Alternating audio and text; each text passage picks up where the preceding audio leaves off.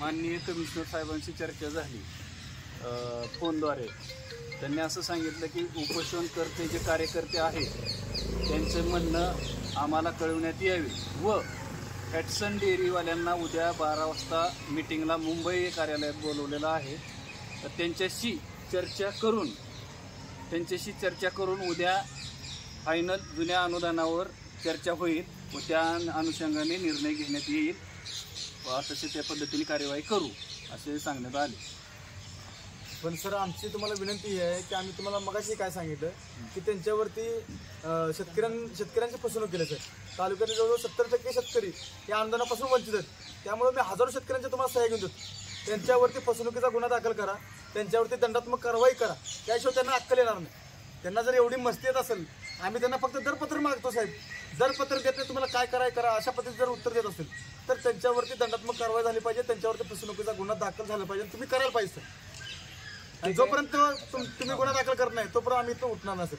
तुम्ही इथंपर्यंत आलात, तुम्ही सकारात्मक आम्हाला प्रतिसाद दिलेला आहे, तुमचं लेटरही स्वीकारतो. पण लेटर स्वीकारत असताना आम्ही तुम्हाला लेटर देणार आहे की यांच्यावर जोपर्यंत दंडात्मक कारवाई होत नाही तोपर्यंत आम्ही आंदोलन स्थगित करत नाही. अशा प्रकारे तुम्हाला आम्ही उत्तर देतो. तुम्ही इथंपर्यंत आलाय, तुमचा मान सन्मान आम्ही राखणार आहे. त्या पद्धतीचे उत्तर आम्ही तुम्हाला देणार असेल. आमची इच्छा एवढी आहे की तुम्ही उपोषण सोडावं. तुम्हाला आम्ही 100% तुमच्या बाजूने निकाल देण्याचा प्रयत्न करू. साहेब आमच्या आई बहिणींच्या अंगावरती रक्त राहिलं नाही सर, चमडं राहिलं नाही. आज एवढं त्यांनी एखाद्या कोचडापेक्षा त्यांनी ते आम्हाला शोषण केलं. आम्ही मागतो काय तेवढं जेवढं तुम्ही परिपत्रक काढता त्या पद्धतीनंतर मागतो, त्या पद्धतीने आंदोलन मागतो. आम्ही त्याच्या पलीकडे मागितलं का तुम्हाला 35 रुपये द्या, 40 रुपये द्या म्हणतोय का? जेवढं दिलं तेवढंच द्या म्हणतो. मग तेवढी जर त्याची मानसिकता त्यांच्यावर होत नसेल तर त्यांच्यावर कारवाई 100% झाली पाहिजे.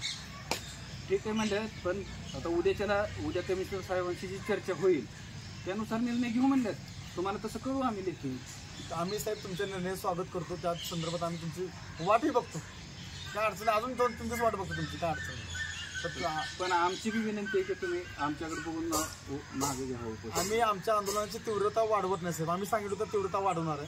आज गांधीगिरी मार्गाने आमचं आंदोलन सुरू होतं, पण क्रांतिकारकांनी ह्यासाठी बलिदान दिलेलं नाही साहेब. बरोबर. गांधीगिरी मार्गाने आम्ही आंदोलन करतोय, पण क्रांतिकारकांनी ह्यासाठी बलिदान दिलेलं नाही.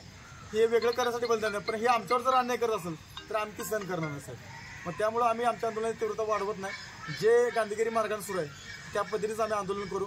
जोपर्यंत आमचा निर्णय होत नाही आम्ही तुम्हाला 3 दिवसाचा अल्टिमेटम देतो.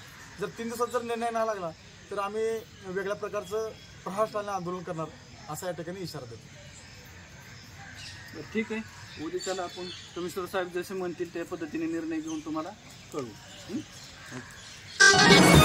आपल्या भागातील बातम्या पाहण्यासाठी स्टार सम्राट न्यूजला सबस्क्राईब करा व बेल आयकॉनचे बटन दाबून आपल्या मोबाईलवर नोटिफिकेशन्स मिळवा.